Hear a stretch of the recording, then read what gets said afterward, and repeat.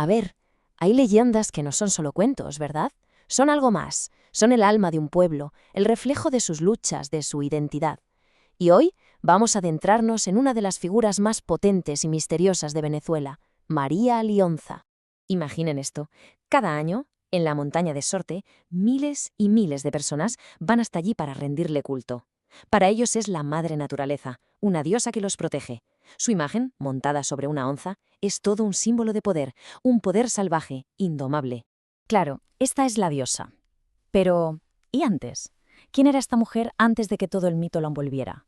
Porque antes de ser una diosa, fue una cuya vida estuvo marcada desde el principio por una profecía, por el conflicto y por un desafío que la acabaría haciendo inmortal. Venga, pues vamos a viajar al principio de todo. Nos vamos a la Venezuela precolombina, un momento de cambios profundísimos, justo cuando dos mundos estaban a punto de chocar de una forma brutal. Es que, para entender la historia de María Lionza, es clave, pero clave, entender el choque que se estaba viviendo en ese momento. Por un lado, la comunidad caquetío, con sus reglas, sus ancestros y un respeto total por la tierra.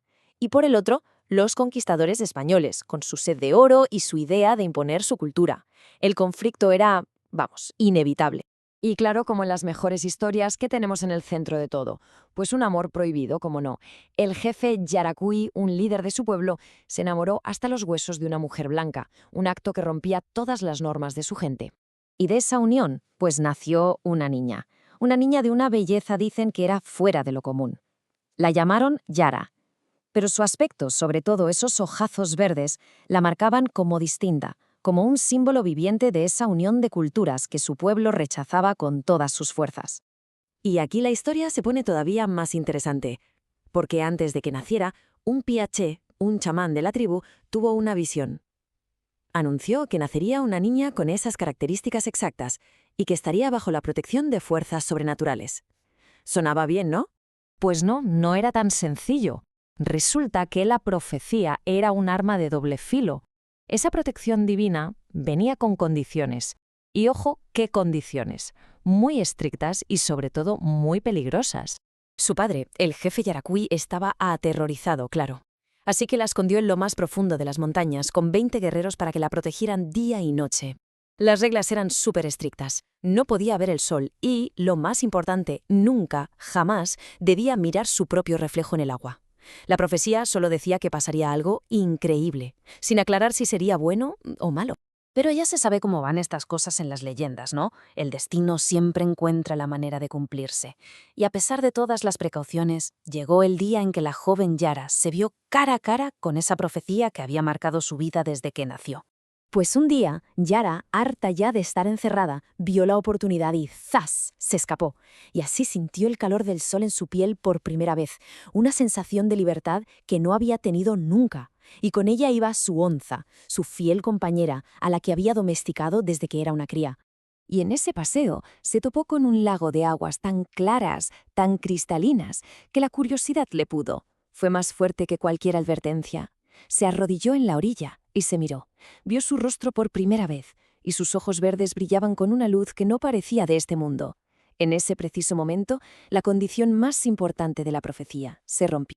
¿Y lo que ocurrió justo después? Bueno, eso confirmó que la profecía iba muy, muy en serio. Una anaconda gigantesca, la dueña de ese lago, sintió una rabia terrible al verla y se lanzó a por ella. Pero, en su furia, la serpiente empezó a tragar aguas sin parar, a hincharse hasta que, literalmente, explotó. El destino se había cumplido. A ver, después de algo así, es obvio que su vida no podía seguir igual. Su padre, al ver que la profecía se había cumplido, se la llevó de vuelta a la comunidad. Pero la tranquilidad no iba a durar mucho, y el destino le tenía preparado un papel mucho más grande. Poco tiempo después, su padre, el jefe Yaracuy, murió luchando contra los invasores.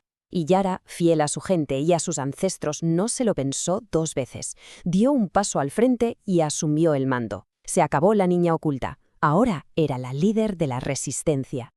Y como líder, la verdad es que demostró ser una figura fascinante. Por un lado, era temida por los españoles, era implacable con los codiciosos. Pero por otro, también era respetada, porque acogía a cualquiera que, como ella, entendiera y aceptara la unión de dos mundos. Claro, Su fama empezó a crecer y a crecer, hasta tal punto que los españoles se obsesionaron con ella, con capturarla. Y esto nos lleva al acto final de su vida mortal y a su nacimiento definitivo como leyenda. La persiguieron durante muchísimo tiempo. Las selvas y las montañas eran su refugio. La protegían como si fuera una hija. Pero al final, le tendieron una emboscada. La acorralaron al borde de un acantilado. Parecía que no había escapatoria. Se escuchó el grito de los soldados retumbando entre las rocas. ¡La tenemos! Pensaron que ya estaba, que por fin la habían vencido, que la resistencia había terminado. Pero su respuesta fue instantánea. Un grito de puro desafío que lo dejó todo claro. Antes muerta. Prefería morir a que la capturaran. Su espíritu era inquebrantable. Y sin pensárselo ni un segundo, corrió hacia un árbol enorme que había justo al borde del precipicio, trepó hasta la rama más alta y se arrojó de cabeza al río. Los españoles se quedaron allí, esperando a que el cuerpo saliera a flote, pero nunca apareció. Para ellos, la historia había terminado. Pero claro, se equivocaban de lleno, porque de repente, allí en lo alto de la montaña de Sorte, apareció su figura, montada en su onza, más poderosa y bella que nunca, con los brazos en alto. Fue un instante, un saludo desafiante, y después se desvaneció. Se había convertido en algo más. Y así es como una sola mujer acaba siendo conocida por 3 nombres distintos, y cada uno cuenta una parte de su increíble historia. Yara, su nombre original, el indígena. María de la Onza, como la llamaban los españoles, mezclando el miedo y su propia fe. Y finalmente, María Lionza, la fusión de todo, el nombre con el que se convirtió en un espíritu inmortal para el mundo.